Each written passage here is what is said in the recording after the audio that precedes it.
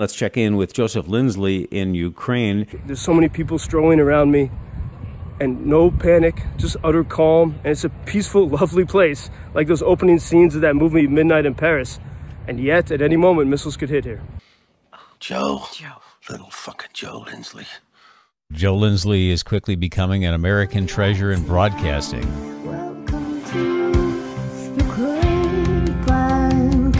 Wendy Snyder in for Bob Sirott again today. Bob returns tomorrow. We go live to Ukraine right now, and Joseph Lindsley is standing by. Joseph, I got an alert that there is some action going on right now in Ukraine. What's going on? Wendy, good afternoon from Kharkiv city. And at the moment, well, actually right now, I'm walking through a park in the city, and everything is beautiful, sunny, and calm. The air raid alarm, I don't know if you probably can't hear it now, but it just finished sounding. So we're now in the new period of alerts, which is pretty common here in Kharkiv. But about an hour ago, there were explosions here in the city, which I could hear, and you could see smoke. We don't really know exactly what happened, and we probably won't for a while. Meanwhile, the Russians have also been attacking in these moments Kherson in the south, which they attack all the time, and Sumy, which is a neighboring region to Kharkiv.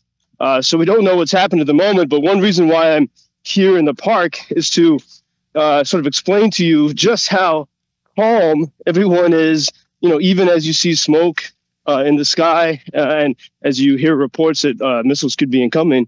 There's kids playing in the playground, the park, the grass is perfectly manicured, and people are walking very slowly, some sitting on park benches. There's an outdoor exercise area with people of all different ages working out. The zoo is open, and you see this incredible sense of calm. Earlier, about an hour ago, when there were reports of missiles flying and reconnaissance drones approaching the city, you can always tell. You see people just looking at their phones as they walk or as they sit. You know what they're doing. They're looking at the reports to see what might be happening. And I even saw there's a little girl on a scooter by herself, just going somewhere as the alarm is sounding. And this is really the spirit you see of this place every day. People laughing, friends running into each other, even as the threats are ongoing. And as another illustration of that, I don't know who, I read this line somewhere, I'm not sure who said it, but that narrative is the science of the particular. If you really want to understand, the reality of a situation, you have to look beyond statistics and actually look at the stories of actual people in the real situation. In this case here, the city of Kharkiv, 30 miles from the front. And last night I was walking by, just walking through the city, and I passed a bar, and they had a sign that said Tuesday Night Jazz. And I had recalled how a few days before I was getting my hair cut, and my barber was playing. He always has jazz music playing in the shop. And he said he chose this music because he's got so many people who come in who are very stressed, especially the soldiers. And so he always tries to play calm music to keep people calm. And so I said, oh, maybe I need some jazz music. And so I went into this little underground bar. I ordered an Aviation, which is a fine craft cocktail made with gin, maraschino liqueur, and lemon juice. And the band, it was a jazz trio. And there's a guy in a fedora singing like Frank Sinatra, night and day, day and night. And people are laughing or just sitting quietly. There was a woman at the end of the bar sitting by herself, not looking at her phone, just having a drink, and in this sort of quiet meditation. And then I noticed also how polite and cheerful everyone is. The service was incredibly cheerful. There were three Americans, veterans, covered in tattoos and either here to fight or to help in different ways. And I see this a lot here. These American volunteers who come here, and some of them, they're pretty rough. They've seen a lot in their lives, and they try to speak Ukrainian. They really make an effort to order their drink in Ukrainian in the most polite way possible.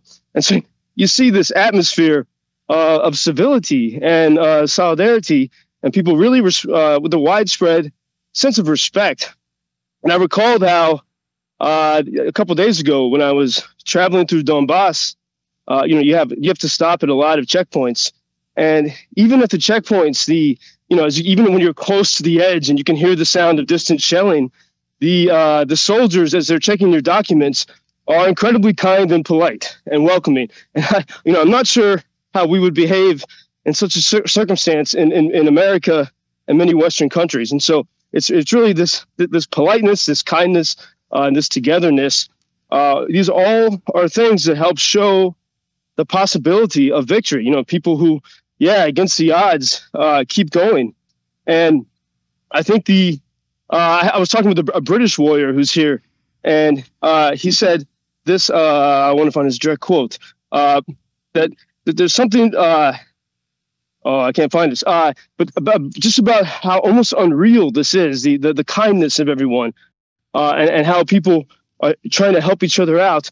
This is a sentiment echoed by many, but where else on the earth can you find in such a hell, with hell so nearby, so many people trying to live a calm and good life? And that's what I see here every day. That's what I see as I walk through this park right now during yet another air raid alarm here in Kharkiv. The spirit of the Ukrainian people, the resilience, and truly, we say you have to be hopeful, you have to have hope. They really prove it. They're going about, that cocktail sounds really good as well, Joseph. Yeah, it was. And, you need these moments. I'm glad that God society keeps running here, because you need these moments to fortify yourself. And I think it's hard for some people in the West to understand that. Like, when they see images of people having a nice coffee or a drink here, they think, well, why do we have to send them, weapons if they can afford this? Well, very few nations are capable of building missiles that can take down Russian supersonic missiles. There's a big difference in having a craft, well-made coffee or well-made drink, and having hypersonic missiles and Patriot missile defense systems. And I think some, Russian propaganda loves to sort of use that as a confusing thing. But what I do see is, every day here, people, not knowing if at any moment their lives or their business could be lost, doing everything they can to live well. And I see really this appreciation from the foreigners who come here to help, whether it's to fight or to help as medics. Many of these people have been in wars and disaster scenes around the world. And one thing they love here is that in between the horrible moments of hell, there is it's a pleasant place to be. And Ukrainians insist on living well. There's a professor at Yale University, Timothy Snyder, and maybe you've heard of him, but he's a historian, and he's become a hero in Ukraine because he's really researched the history of this country. And he said today, it's in many ways we are already in the world war, but it's a world war in which only one country is doing the resisting. And in a strange way, because they've resisted so well, they are alone. And I think that's really the key of what we see here. If Ukrainians had, and the foreigners who come here had did not have this resolve, this country could already be fallen, and this war can be spread to other countries. And so it's always that the absence of worse problems can be a hard thing to show the world. But that's what I do see here. And again, right now, this park, there's so many people strolling around me, and no panic, just utter calm. And it's a peaceful, lovely place, like those opening scenes of that movie, Midnight in Paris. And yet, at any moment, missiles could hit here. Well, I'm wishing you a very quiet rest of today. Bombing about an hour ago. Sirens just stopped before we spoke to you. I'm wishing you a quiet night, and Bob will be back tomorrow to speak to you. Best of luck to you, Joseph. Wendy, always great to talk with you. I look forward to our next conversations. And you can go to our website, UkrainianFreedomNews.com. We posted some new videos there. And until next time, Wendy, and until tomorrow with you, WG and Bob. Thank you for introducing Ukraine on your social media pages. That's very important, that much more people can get more information about the situation here and how everybody can help Ukraine to stay stronger and to save all the world. Что он сказал?